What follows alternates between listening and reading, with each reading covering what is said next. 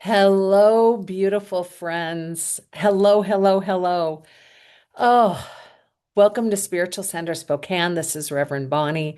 I am back in Spokane and I am working on my home. I can see there's a lot of stuff behind me, which is kind of messy, but my hope and intent is that although it looks like a tree is growing out of my head, that we can stay focused on the message today. So I'm so happy to be here with you. I am absolutely thrilled.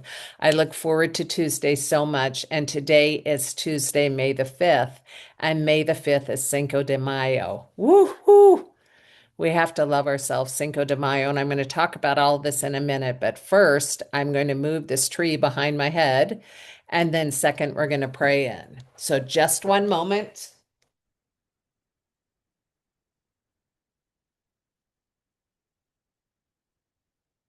All right. So, let's go ahead and close our eyes.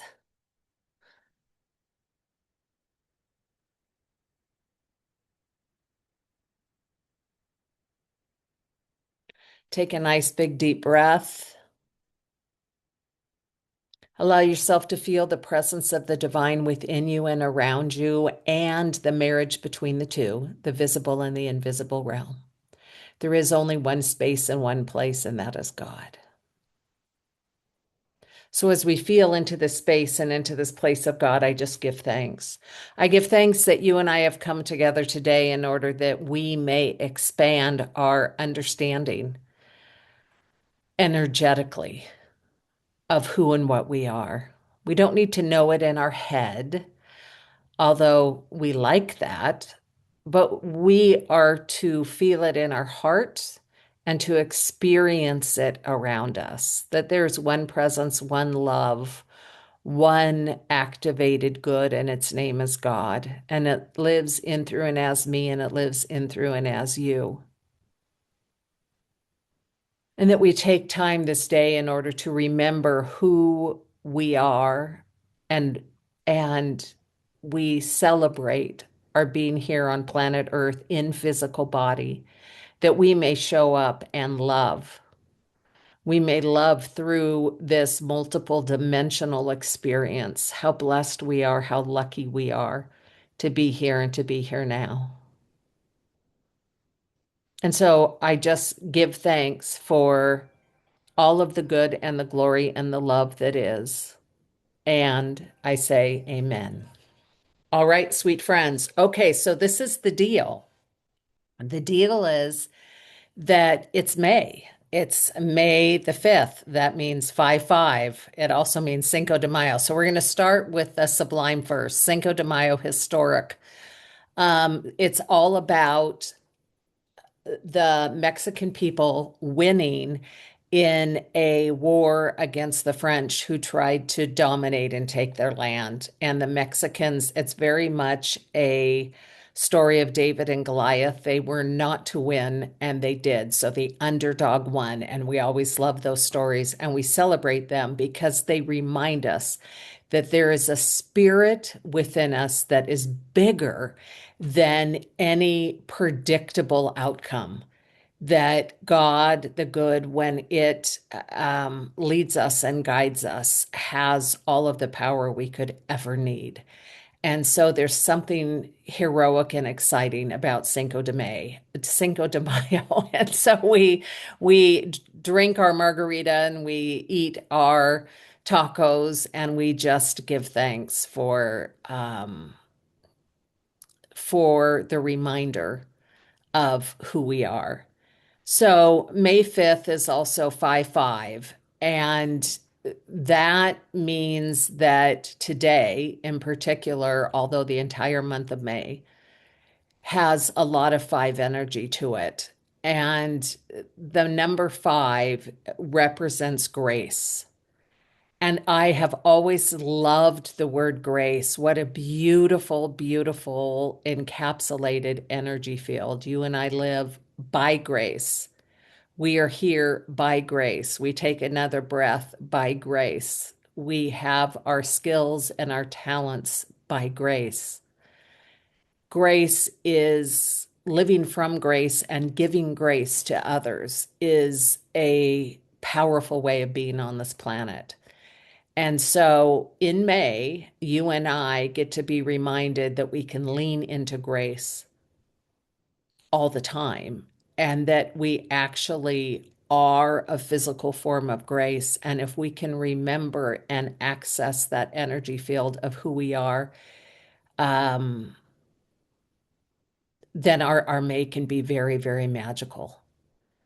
May also comes from the word Maya, Maia, which reminds me a lot of Gaia. But Maya was came out of Roman mythology as a goddess of fertility. So this is the time of year when we are planting our seeds with the anticipation of fruitfulness in the future. And so this is such a good reminder for us spiritual individuals that what it is we sow, what it is we plant is what we receive or reap or sow. And so what a beautiful reminder that May is a time of grace and that we are planting seeds in consciousness of what we desire to be made fruitful. And so another kind of word for that fruitfulness, the fertility that exists in May is renewal, um is the anticipatory energy of what is to come. And it is the energy of the anticipated bloom. Isn't bloom such a beautiful word? Whenever I think of blooming, I think of a song by Larissa Stowe that I love so much called Blooming, but it reminds me of that lotus that the Buddhists use as a teaching tool because there's always an unfolding. There's always a more, there's always a yet to be. So May is also Mother's Day month. Happy Mother's Day to all of you mothers out there. And I wanted to read a short story that I wrote yesterday in a writing class. So I am in a writing class and we were given the prompt, I wish I knew what to tell you. And I remember after hearing everyone's story of, I wish I knew what to tell you. I have been in thousands of writing classes. I love to write, it's one of my favorite things to do. And that's not an exaggeration. I've been in writing classes my entire life. And yesterday, for the first time when I was writing, I just had this mystical experience of, isn't it amazing that we're given the same prompt and what came through each of us was so vastly different and so textured and so potent. And I just was at awe of the creative process. And it was not a mental activity, it was a visceral experience of God is at work creating. And it was breathtakingly stunning. So here's the prompt. I wish I knew what to tell you. This is what I wrote. We are sitting at the edge of the bathtub. Tears are flowing from your eyes like a summer storm in the desert. I reach to hold you, to hold my daughter. You say in the moments you can catch your breath, no one will ever love me. I know this is the reframe from a broken-hearted 20-year-old. I know this is an initiation into a deeper capacity for what's next. I know this moment is a road fork, and if you choose to stay with the feeling, nothing but more and better will come your way. And I wish I knew what to tell you. Nothing I could say could be heard over this splitting open grief, nor should it. I say nothing. I reach for your hand, and we hold each other through the sobs. Then you let my hand go, or maybe I let my hand go first. After heaving and more heaving, we hold each other. This is what I tell you. I tell you through the hug how deeply I love you. I tell you through the hug that love never dies, never leaves, it only changes form. I tell you through the touch of my skin upon your skin that more is to come. I reach over to the nozzle and turn on the tub, grab you a towel and a glass of water. So I wrote that, I think we had 3 minutes and we had the prompt. And I read it to the group, and there were several people who cried and said, "You need to write a book about mothering because we wish we had a mother who could do what you did." Now, I'll be the first to say that I was a really good mother in some ways and at some times, and a horrible mother at other times and an in between. Like all of us, I have a spectrum. I had moments where the grace of God operated through me and I knew what to do. And I had moments where I felt inconvenient and dismissive. So I have the range of the human spiritual experience as I mothered. But that moment was so precious between the two of us because it really was imbued in love. And so May is Mother's Day. And again, back to the mystical experience yesterday, I was like, I unconsciously knew it was Mother's Day month, but I wasn't planning on writing anything about being a mother. And it came through, and I just went, wow, like, how good is God? How good is God? And to be in the presence of God creating through everyone and having us read to each other, it just was really sacred. And so May is Mother's Day. May is honoring the divine feminine. And the Catholic Church has deemed May as honoring the Mother Mary because she's the representation of the divine feminine of God. And so I want to read to you what Google's little AI overview says about Mary. Mother Mary holds deep spiritual significance as the mother, representing pure love, intuition, compassion, and the feminine aspect of God. So let's just close our eyes and take that in for a minute. As we're feeling into the energy of the month of May, so far we've accessed grace, we've accessed fertility and blooming, and then now we're aware that May is very feminine and that the Catholic Church recognizes the Mother Mary. And the Divine Mother is love, intuition, compassion, and feminine. She's viewed as an intercessor, a model of perfect discipleship, and a nurturing spiritual mother who guides believers toward her son Jesus. She is also interpreted as the soul that magnifies the divine and a source of comfort. So what's interesting to me about the Mother Mary, I always think of the song by Paul McCartney or the Beatles about Mother Mary comes to me, whispering words of wisdom, just let it be.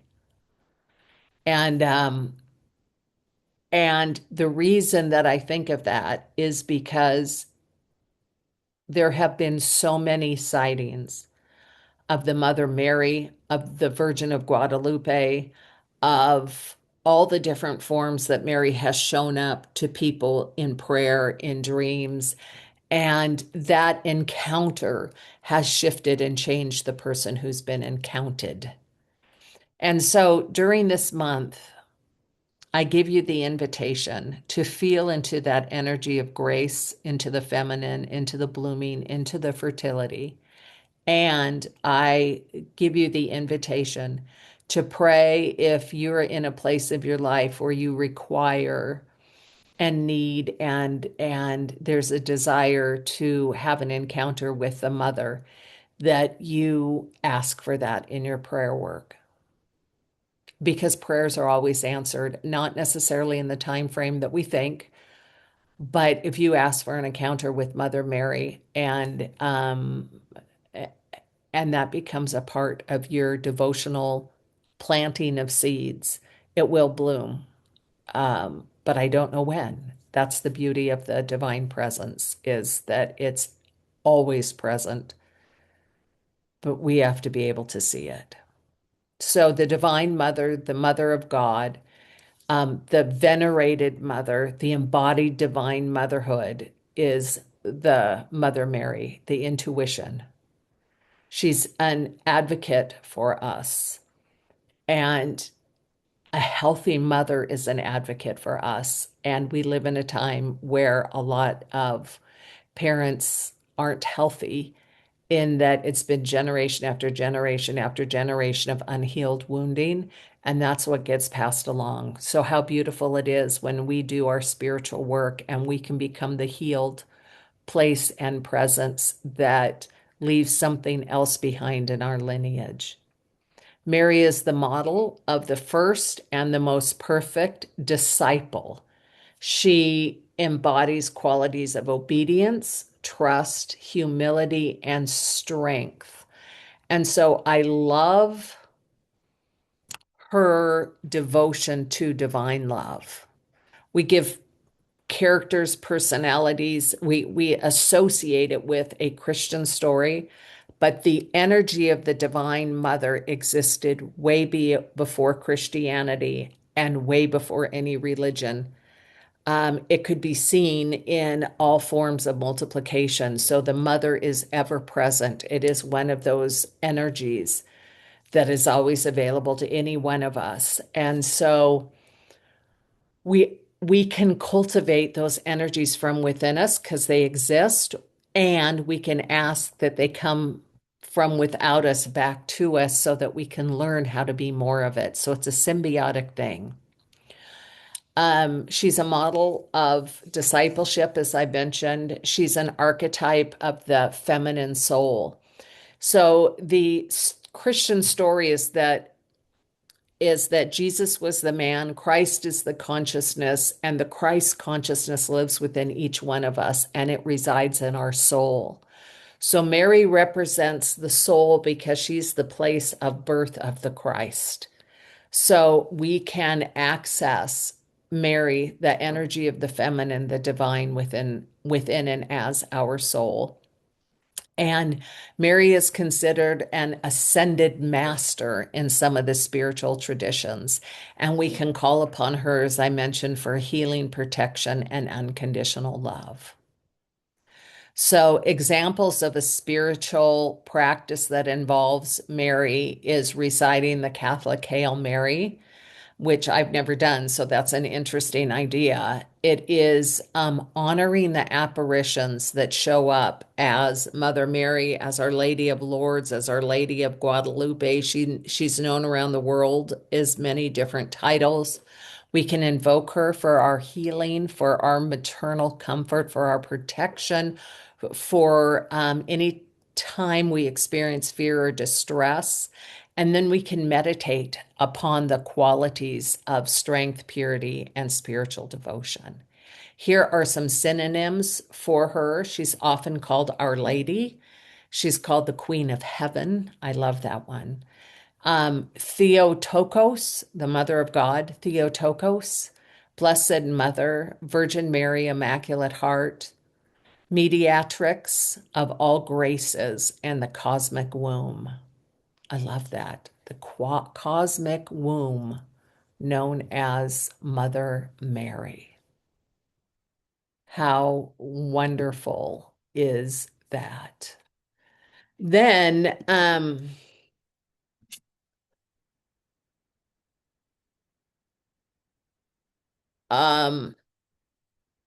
the other uh, saint, theosophical New Age person that is recognized in the month of May is Saint Germain. And Saint Germain is known for his violent flame, which transmutes.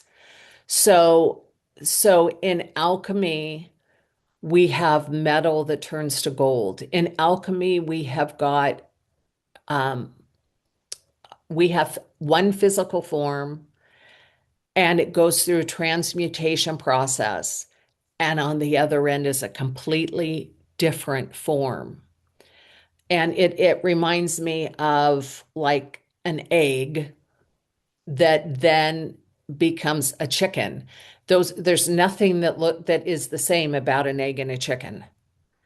Another example, of course, is the caterpillar and butterfly, is that there's no indication of the caterpillar when you see a butterfly. Those are transmuted energies. So too in spirituality can we experience transmuted energy. And it means that we are made new, that we come from a different vibrational level of being on the planet. And and that can be felt, that can be seen, that can be experienced. And sometimes there's a physical awareness of that, just like the butterfly and the caterpillar and the butterfly, but it's mostly an energetic awareness. It's a transmutation of energy. So, Saint Germain, I'm going to read what AI on Google has to say about him, is a prominent ascended master in theosophical and New Age teachings. He's regarded as the Kohan of the seventh ray and the sponsor of the Aquarian Age. And I have to say, I know very little about him at all, except he's also represented in May. And so, as I speak of this, I'm speaking again of the energy. And this feels to me a lot like the energy of the Mother Mary. It feels a lot like the energy of the springtime and the planting of the seed to bloom. And he represents in our soul the purple flame, which is the fire that transmutes and takes something old and makes it new. So he's known as the keeper of the violet flame for world transmutation, representing freedom, alchemy, and justice. He's often linked to a historical character, which I did read about. There's a man that in the 1700s and the 18th century was referred to as the Wonder Man because he was believed to have lived a minimum of 500 years, if not forever. He's been, either he died after 500 years or else he's immortal, but he is known for immortality. So here are some key aspects of him. He's the Lord of the seventh ray. He initiates the souls into the science of transmutation through the violet flame. He's considered the bringer in of the Aquarian age, and he has a twin flame he works with named Lady Master Portia, which I also didn't know. Look at what I'm learning today. The violet flame is a high frequency spiritual energy that's used for purification, inner transformation, and clearing of karma. And again, remember, May is grace. So, you guys, if we allow ourselves to lean into this new energy, we can be made new. It's always true. It doesn't have to be May. It's always true. But how spectacular it is that right now the universe is saying yes to this if we choose it. Exciting, exciting, exciting. His teachings are all about the I am consciousness. And Jesus also taught the I am consciousness, and it is it Moses did too. It came out of the burning bush where Moses asked God, "Who do I tell the Pharaoh that I am?" And he said, "Just tell him that I am that I am, that there is an isness about me that is eternal." Basically. And so Saint Germain taught the eternality, which he would if he lived forever, of the I amness of God. He's associated with freedom, diplomacy, alchemy, and the sacred fire. So he's used in an invocation, he's used in meditations, he's used to accelerate spiritual growth. So there we go. That May is a big month and we are in it. You and I together are in it, and how lucky and spectacular it is. So there's my talk for today. that grace surrounds us, grace abides within us, grace is accessible to us, that you and I are a living field that we can plant requests into from our soul, and we can bloom. We can bloom. And the receptive Mother Mary is there as attending devotional support. And manifestation, because it sounds like that's what I'm talking about. Manifestation is less about things and more about the transmutation that I spoke of with the flame of Saint Germain. That it's more about my development of a greater energy than it and serving the planet than it is about getting something. And yet, as we know, when we follow, all things are added unto us. So let's meditate together. Take a nice big breath.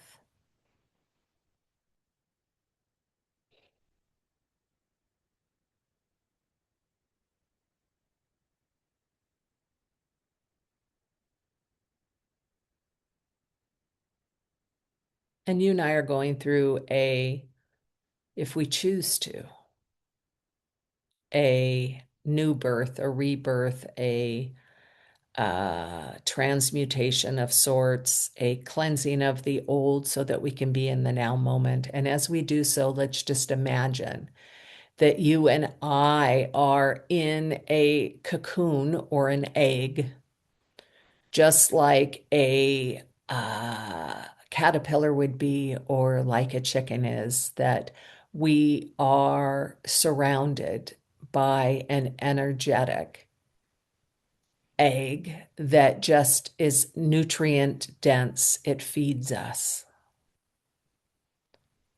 So let's just receive the food of God as we just breathe in and breathe out silently. The cosmic food.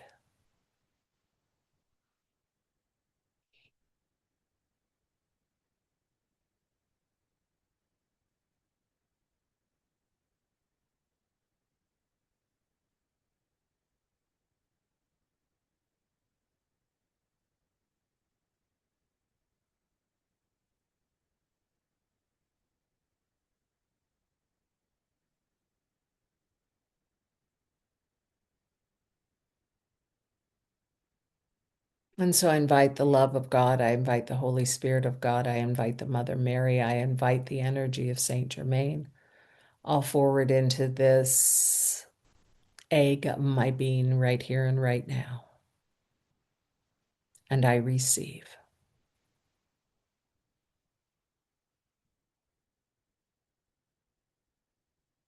Each one of our cells, Bruce Lipton reminds us, is a receiver, that there's an antenna on the end of each and every one of our cells. And so we together in consciousness receive our holy next.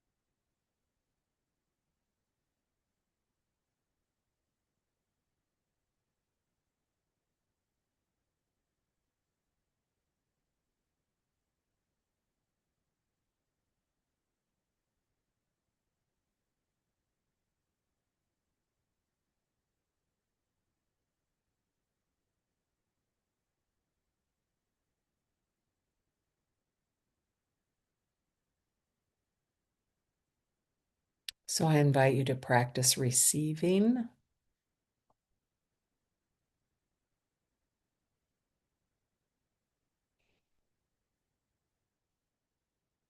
from the Divine Mother,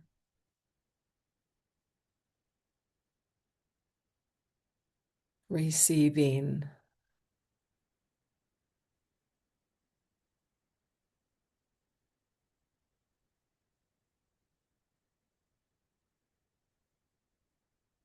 from the new that is calling us forward.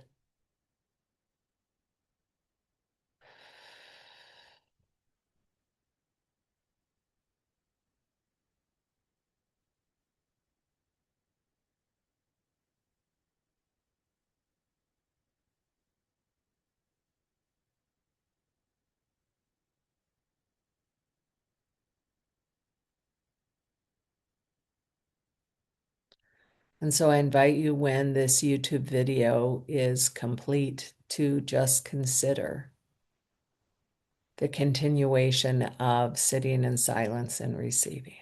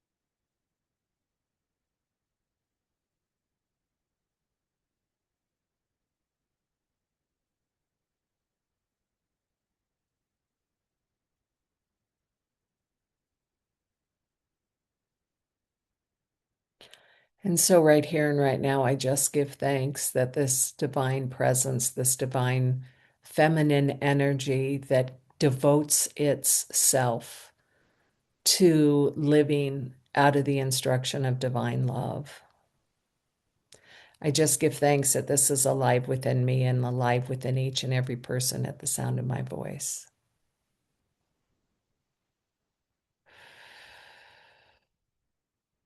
I give thanks that healing, transmutation,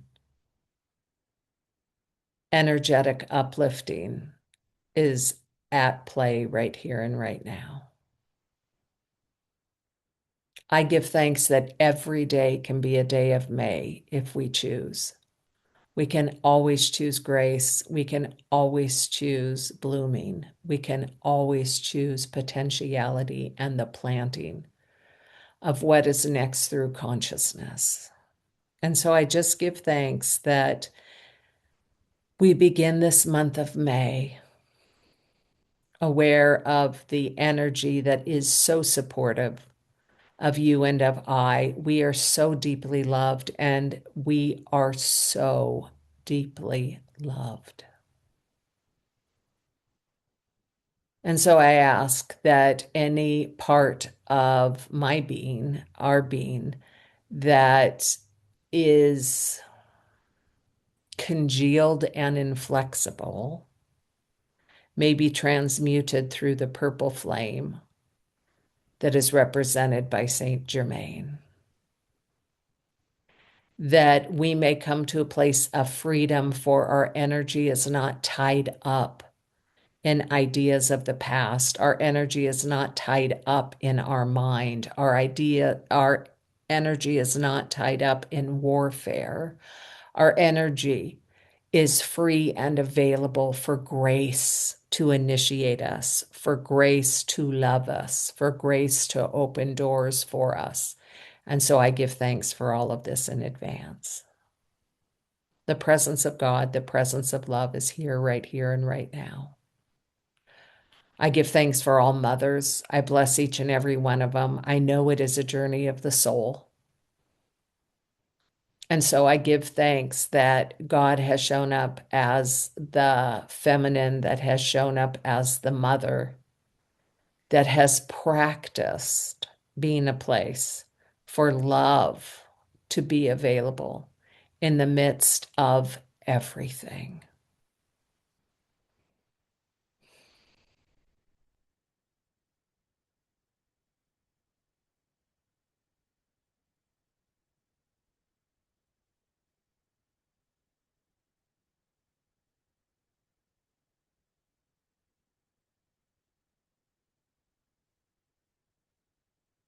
And for all of this good and glory, I give thanks. And so it is. Amen. Thank you, dear friends, for being here today. Please leave a comment if you are so moved. It makes a difference on the algorithms, and I still have not learned anything yet about YouTube, and that will be my intention in the next year, is to get better at learning about it and refining. And in the meantime, I invite you to comment, and I just give thanks for you on this planet right here and right now. Amen.